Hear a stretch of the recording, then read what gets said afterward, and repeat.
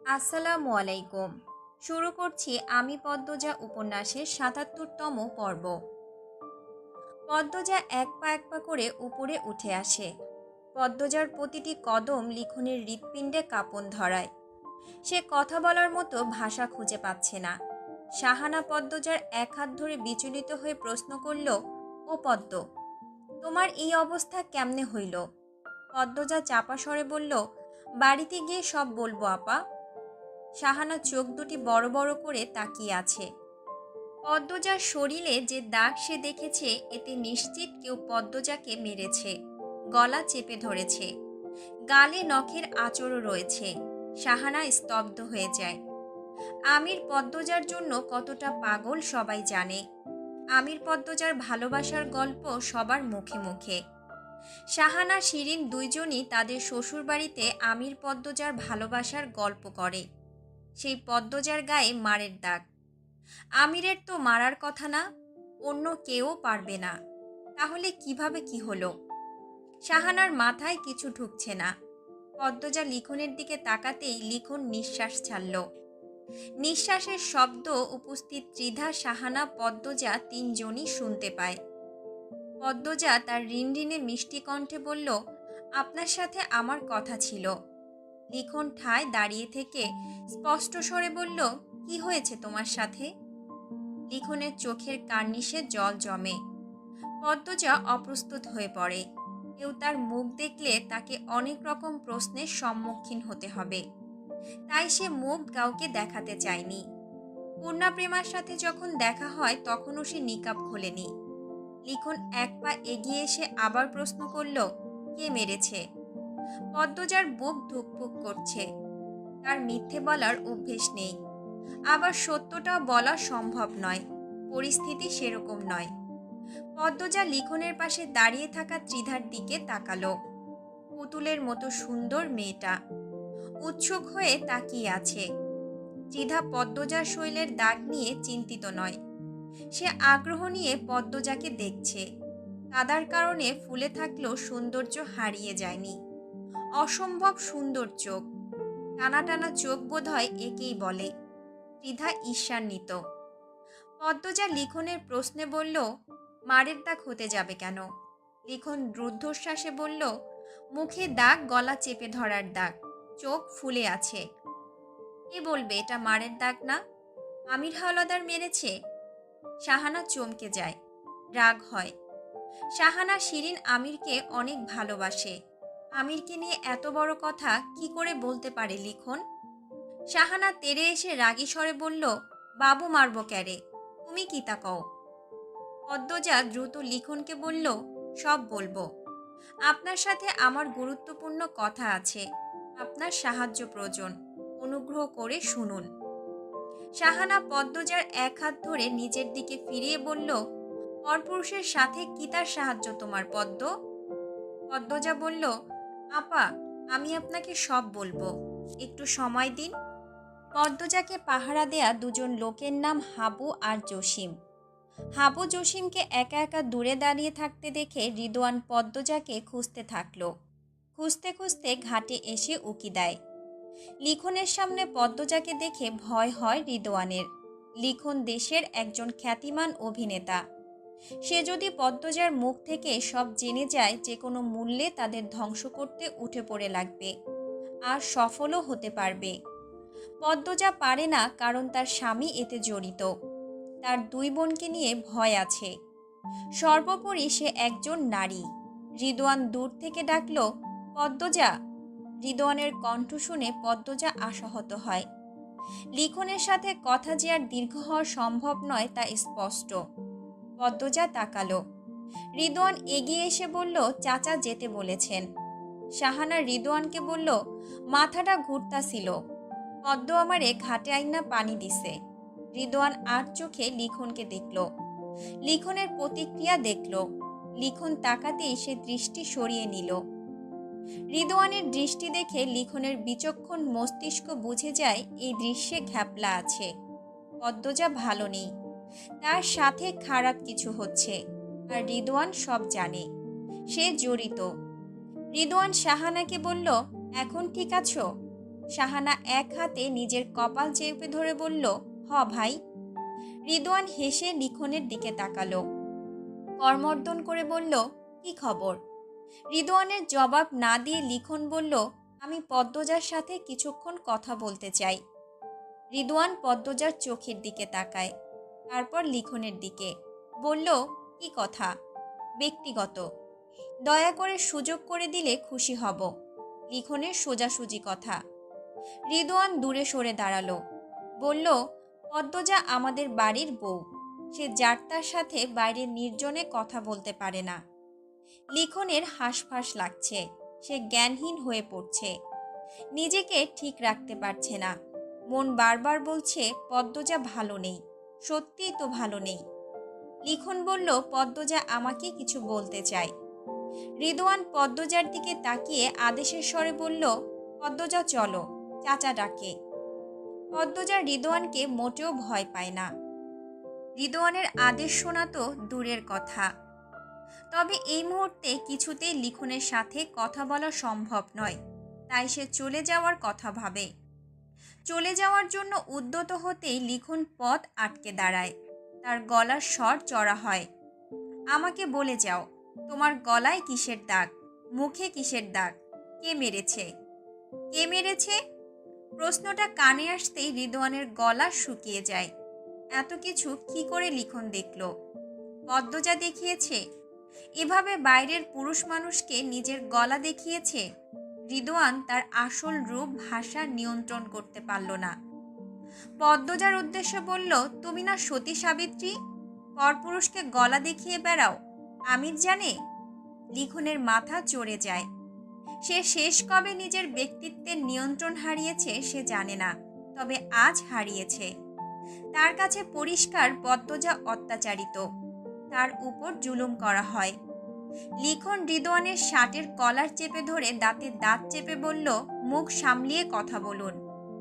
রিদওয়ান লিখনকে ধাক্কা দিয়ে দূরে সরিয়ে দিল। লিখনের ঝাঁকড়া চুল কপালে ছড়িয়ে পড়ে। রিদওয়ান বলল, অন্যের বইয়ের ওপর নজর দেয়া বন্ধ করুন। পদ্মজা চলো। রিদওয়ান পদ্মজার হাত চেপে ধরে।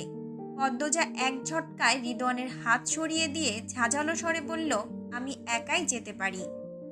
তারপর লিখনকে বলল, কথা বাড়াবেন না, আমাকে যেতে দিন। লিখন কারো কথা শুনতে রাজি নয়। সে তার ধৈর্য ব্যক্তিত্ব থেকে সরে এসেছে। লিখন আবারও পদ্মজার পথ আটকালো। প্রশ্ন করল, কাকে ভয় পাচ্ছ তুমি? আমাকে বলো। শাহানা নিজেও অবাক পদ্মজার অবস্থা দেখে, কিন্তু লিখনের পদ্মজাকে নিয়ে বাড়াবাড়ি তার ভালো লাগছে না। অন্য পুরুষ কেন তাদের বাড়ির বউয়ের জন্য এত আকুল হবে? শাহানা কর্কশ কণ্ঠে লিখনকে বলল, আপনি পথ ছাড়েন না কেন? অন্য বাড়ির বউরে এমনি আটকানি ভালো মানুষের কাম না। লিখনের চোখে মুখে অসহায়ত্ব স্পষ্ট। অন্য বাড়ির বউ, অন্যের বউ, এই শব্দগুলো কেন পৃথিবীতে এসেছে? সহ্য করা যায় না। রিদওয়ান লিখনকে ধাক্কা দিয়ে সরাতে চাইল। লিখন রিদওয়ানের হাত ধরে ফেলে। রিদওয়ানের মুখের কাছে গিয়ে চাপা স্বরে বলল, পদ্মজা আমার হৃদয়ে যত্নে রাখা জীবন্ত ফুল। তার গায়ে আঘাত করার সাহস যে করেছে তাকে আমি টুকরো টুকরো করব। লিখনের হুমকি রিদওয়ানের গায়ে আগুন ধরিয়ে দেয়। সে আমিরকে সহ্য করে, কারণ আমির ঠান্ডা মাথার খুনি, চোখের পলকে যে কাউকে ধ্বংস করে দিতে পারে। সবচেয়ে বড় কথা, পাতালঘর, বাড়ি, অফিস, গোডাউন সবকিছুর একমাত্র মালিক আমির। তাই রিদওয়ান রাগ নিয়ন্ত্রণের চেষ্টা করে। তাই বলে সাধারণ জগতের একজন অভিনেতার হুমকি সহ্য করবে? কিছুতেই না। রিদওয়ান লিখনের চোখে আগুন চোখে তাকিয়ে বলল, এসব সিনেমায় গিয়ে বলুন, নাম বাড়বে। লিখন রিদওয়ানকে ছেড়ে পদ্মজার দিকে মুখ করে দাঁড়ালো, বলল, পদ্মজা, তুমি তো ভীতু না, ভয় পেও না, আমাকে বলো কি হয়েছে তোমার সাথে। পদ্মজা বলল, আমি কাউকে ভয় পাচ্ছি না, আপনার সাথে পরে কথা বলবো। রিদওয়ান পদ্মজার দিকে তেড়ে এসে বলল, পরে কিসের কথা? রিদওয়ান পদ্মজার মুখের উপর ঝুঁকেছে বলে লিখনের রাগ বাড়ে। সে রিদওয়ানের পিঠের শার্ট খামচে ধরে। সঙ্গে সঙ্গে রিদওয়ান লিখনের মুখ বরাবর ঘুষি মারল। ত্রিধা, পদ্মজা, শাহানা চমকে যায়। ত্রিধা আতঙ্কে লাল হয়ে যায়। সে দৌড়ে এগিয়ে আসে। লিখন তার ঘোলা চোখ দিয়ে রিদওয়ানের উপর অগ্নি বর্ষিত করে। রিদওয়ানকে তার ঘুষি ফিরিয়ে দেয়। দুজন মারামারির পর্যায়ে চলে যায়। ত্রিধা পদ্মজা কেউ থামাতে পারে না। আর কিছু সময় এভাবে চললে কেউ একজন খুন হয়ে যাবে। শাহানা চিৎকার করতে করতে স্কুলের সামনে ছুটে যায়। তার চিৎকার শুনে উপস্থিত মানুষদের মাঝে হট্টগোল শুরু হয়। শৃঙ্খলা ভেঙে যায়। মজিদ খলিল ছুটে আসে স্কুলের পেছনে। পরিচালক আনোয়ার হোসেন লিখনকে মারামারি করতে দেখে খুব অবাক হন। সবাই মিলে লিখন ও রিদওয়ানকে থামালো। তারপর দুজনকে নিয়ে স্কুলের সামনে আসে। উপস্থিত মানুষরা উৎসুক হয়ে তাকিয়ে আছে। গুরুজনরা জিজ্ঞাসা করে তারা কেন মারামারি করছিল। মজিদ হাত তুলে সবাইকে থামালেন। তারপর রিদওয়ানের দিকে তাকালেন। রিদওয়ান চোখের ইশারায় কিছু বলছে, কিন্তু মজিদ বুঝতে পারেননি। তিনি রিদওয়ানকে জিজ্ঞাসা করলেন, কি সমস্যা রিদওয়ান? এমন অসভ্যতমের মানে কি? রিদওয়ান বাঁকা চোখে উপস্থিত মানুষদের দেখল। সবাই তাকিয়ে আছে। আজ কেলেঙ্কারি হয়ে যাবে নিশ্চিত। রিদওয়ান মাথা নিচু করে বলল, লিখন শাহ পদ্মজার পথ আটকাচ্ছিল। রিদওয়ানের কথা শুনে মানুষদের মুখ থেকে লিখনের উদ্দেশ্যে ছিছি বেরিয়ে আসে। লিখন হতবাক হয়ে যায়। হতবাক হয় পূর্ণা, প্রেমা, প্রান্ত, পদ্মজা। মজিদ লিখনকে প্রশ্ন করলেন, রিদওয়ান যা বলছে সত্য? লিখন পদ্মজার চোখের দিকে তাকালো। তারপর বলল, সত্য। কিন্তু আমি পদ্মজার গলায় মুখে দাগ দেখেছি। গলায় যে দাগ, সেই দাগ দেখে বোঝা যায় তার গলা কেউ চেপে ধরেছিল। মুখের ক্ষত, নখের আঁচড়, চোখ ফোলা। আমি শুধু জানতে চাচ্ছিলাম এসব কি করে হয়েছে, কে মেরেছে। লিখনের কথা শুনে মজিদের মাথা ঘুরে যায়। আমির বলেছিল পদ্মজাকে সমাবেশে না আনতে, এতে সমস্যা হতে পারে।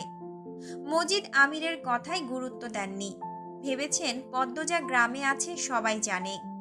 আর গত সমাবেশে তিনি বলেছিলেন পরবর্তী সমাবেশে আমির বা পদ্মজা বিতরণ করবে শীতবস্ত্র। আমির তো চলে গেল, তাই পদ্মজাকে এনেছেন। আর এই সমাবেশে বাড়ির মেয়ে বউরা অসুস্থ থাকলেও উপস্থিত থাকে। যদি কেউ প্রশ্ন করে আমিরের বউ কোথায়, প্রশ্নটার সহজ উত্তরও বানিয়ে দেওয়া যেত। তবুও মজিদ হাওলাদার প্রশ্ন এড়াতে পদ্মজাকে নিয়ে এসেছেন। তিনি প্রশ্ন শুনতে পছন্দ করেন না। মজিদের মুখের রং পাল্টে যাওয়াটাও লিখনের চোখে পড়ে। সে ভেবে নেয় এ সম্পর্কে মজিদও জানে। সে সবার সামনে প্রশ্ন করে, আপনার বাড়ির বইয়ের শরীরে মারের দাগ কি করে এলো? মজিদের কণ্ঠস্বর পরিবর্তন হয়। তিনি কাট কাট স্বরে বললেন, তুমি কি করে দেখেছ? পদ্মজা ঘাটে নিকাব খুলে মুখে পানি দিচ্ছিল। মজিদ লিখনের কথায় বাধা দিয়ে বললেন, তুমি বাড়িতে এসো, কি নিয়ে কথা হবে। মজিদ ভেতরে ভেতরে ভয়ে জমে গিয়েছেন। পদ্মজা যদি মুখ খোলে কি হবে? এখানে মজিদের প্রতিপক্ষরাও রয়েছে, তারা সুযোগ নিবে। লিখন কিছু একটা বলতে চেয়েছিল। তার পূর্বে মজিদের নতুন প্রতিপক্ষ ইয়াকুব আলী বললেন, বাড়ির বইয়ের গায়ে মারের দাগ, এটা তো ভালো কথা না। মাতুব্বরকে ছেলের বইয়ের উপর অত্যাচার করে। মজিদ ফোঁস করে নিঃশ্বাস ছাড়েন। পরিস্থিতি হাতের বাইরে চলে গেছে। যে করেই হোক পরিস্থিতি হাতে আনতে হবে। মজিদ ইয়াকুব আলীকে হেসে বললেন, অহেতুক কথা বলবেন না। আমাদের বাড়িতে বউরা রানীর মতো থাকে। গায়ে হাত তোলার প্রশ্নই আসে না। কথা বলার পূর্বে বিবেচনা করে বলবেন। ইয়াকুব আলী হাসলেন, বললেন, তাহলে কি নায়ক সাহেব মিথ্যা বলছেন? ইয়াকুব আলীর সাথে আরো দুজন তাল মিলিয়ে বলল, আমরা সত্যটা জানতে চাই।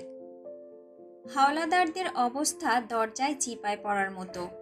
পদ্মজা তাদের অবস্থা দেখে মুচকি হাসে। পদ্মজার শরীরে মারের দাগ আছে। এ কথা শুনে পূর্ণা মানুষজনের মাঝখান থেকে বেরিয়ে উঁচু মাটির টিলার উপর উঠল। পদ্মজার পাশ ঘেঁষে দাঁড়ালো। বলল, আপা, লিখন ভাই কি বলছে? পদ্মজা নিরুত্তর। খলিল উত্তেজিত হয়ে পড়েছে। সব না সবাই জেনে যায়। আতঙ্কে তিনি সবার উদ্দেশ্যে বললেন, লিখন শাহ মিছা কথা কইতাছে। খলিলের কথা শুনে মজিদের ইচ্ছে হয় খলিলকে জুতা দিয়ে পিটাতে। লিখন বলল, এইটুকুও মিথ্যা না, দাগগুলো এখনো তাজা, পদ্মজা তো সামনেই আছে। একজন বয়স্ক মহিলা বললেন, পদ্মার নিকাবটা সরাইলেই হাসামিসা জানা যাইব। মজিদ জানতেন কেউ এরকম কিছুই বলবে, এখন প্রমাণিত হয়ে যাবে খলিল মিথ্যা বলেছে। মজিদের ভেতরটা থরথর করে কাঁপছে। তিনি কি করবেন, কি বলবেন, বুঝতে পারছেন না। পদ্মজা চেয়েছিল অন্যভাবে এই অধ্যায়ের সমাপ্তি করতে। যেহেতু সবার সম্মুখে সব প্রকাশ করার সুযোগ এসেছে, সেহেতু উচিত সব ফাঁস করে দেওয়া। এতে সব শুনে কেউ না কেউ মেয়েগুলোকে উদ্ধার করতে পদক্ষেপ নিতে পারবে। সে পুরো নিকাব না খুলে শুধু মুখটা উন্মুক্ত করল। তার মুখের স্পষ্ট কালশিটে দাগগুলো দেখে মানুষজনের কোলাহল বেড়ে যায়। সবাই ফিসফিসিয়ে কথা বলতে থাকে। পূর্ণা পদ্মজার গালের এই ক্ষত দেখেছে, শুনেছিল তো দুর্ঘটনায় এমন হয়েছে। নখ ডেবে যাওয়া দুটো দাগ আর চোখের অবস্থা দেখে তার বুক ছ্যাদ করে ওঠে। সে পদ্মজার সামনে এসে দাঁড়ায়, নিকাব তুলে গলা দেখে চমকে যায়। অশ্রু সজল চোখে পদ্মজার দিকে তাকিয়ে অবাক হয়ে ডাকে, আপা।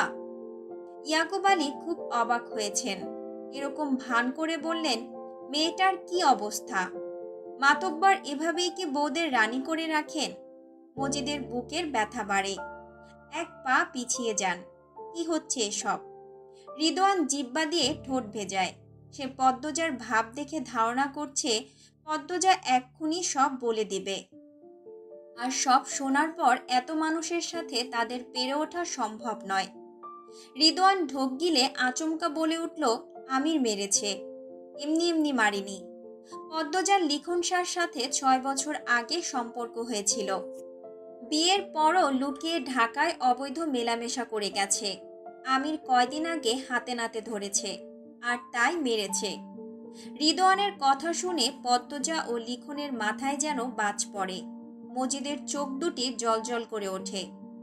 রিদওয়ান বাঁচার পথ খুঁজে দিয়েছে। মানুষজনের কোলাহল দ্বিগুণ হয়। মজিদ কখনো ভাবেনি তার পরিবার নিয়ে আবারও এমন সভা হবে। যা হওয়ার হয়ে গেছে। পদ্মজার সম্মান উৎসর্গ করে হলেও তাদের সম্মান রক্ষা করতে হবে। লিখন ক্রোধে আক্রোশে রিদওয়ানের উপর ঝাঁপিয়ে পড়ে। হাবু জসিম সহ আরো কয়েকজন লিখনকে আটকায়। লিখন চেঁচিয়ে বলল, মিথ্যাবাদী। কেউ একজন বলল, মাতব্বর সাহেব, সত্যিটা খুলে বলেন। মজিদ হাওলাদার কেশে সবার উদ্দেশ্য বললেন, আমি চাইনি আমার বউয়ের কোনো দুর্নাম হোক। হাজার হোক সে আমার একমাত্র ছেলের বউ। কিন্তু পরিস্থিতি যখন বাধ্য করেছে, তখন না বলে উপায় নেই। আপনারা অনেকেই জানেন, মোড়ল বাড়িতে লিখন শাহ একবার শুটিং করতে এসেছিল। তখন পদ্মজা আর লিখন শাহর মধ্যে একটা সম্পর্ক গড়ে ওঠে। তারপর আমার ছেলে আমিরের সাথে পদ্মজার বিয়ে হয়। আমির পদ্মজাকে নিয়ে ঢাকা চলে যায়। ঢাকা লিখন শাহের সাথে পদ্মজার অবৈধ সম্পর্ক চলতে থাকে। আমার বোকা ছেলে কখনো ধরতে পারিনি। গ্রামে আসার পর লিখন শাহ 2 বার আমাদের বাড়িতে গিয়েছিল। প্রমাণ আছে কিন্তু, অনেকেই দেখেছেন তো? কয়েকজন বলাবলি করলো তারা দেখছে। মজিদ বললেন, লিখন শাহ কিন্তু পদ্মজার জন্য যেত, একদিন রাতেও যায়। তখন আমির হাতে নাতে ধরে 2 জনকে। তাই আমির পদ্মজার গায়ের ওপর হাত তোলে, রাগে একটু মার দেয়। এতে কি কোনো দোষ হয়ে গেছে আমার ছেলের? পদ্মজা ক্ষুধার্ত বাঘিনীর মতো চিৎকার করে ওঠে, মিথ্যা কথা, আপনি বানিয়ে কুৎসা রটাচ্ছেন।